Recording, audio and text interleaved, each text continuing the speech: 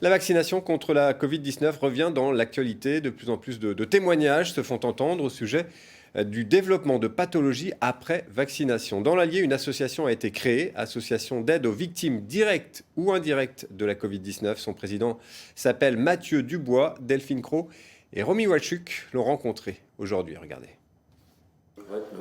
Elle fait désormais partie de sa vie. Sa béquille l'accompagne partout. Ça fait déjà 20 mois. 20 mois. Ouais, D'accord. déjà. Ça tourne. Où tous les jours le matin, mon corps me rappelle que on est malade. Le 10 septembre 2021, Mathieu s'est fait vacciner pour la première fois contre la Covid-19. Le lendemain, son état de santé s'est brutalement dégradé. J'ai commencé à avoir des douleurs dans le bas du corps, qui s'est propagé dans tout le corps par la suite.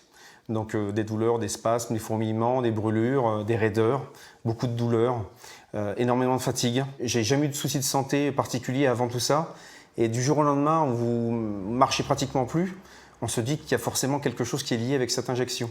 Des symptômes neurologiques qui ont bouleversé sa vie. Aujourd'hui, il se bat pour être entendu.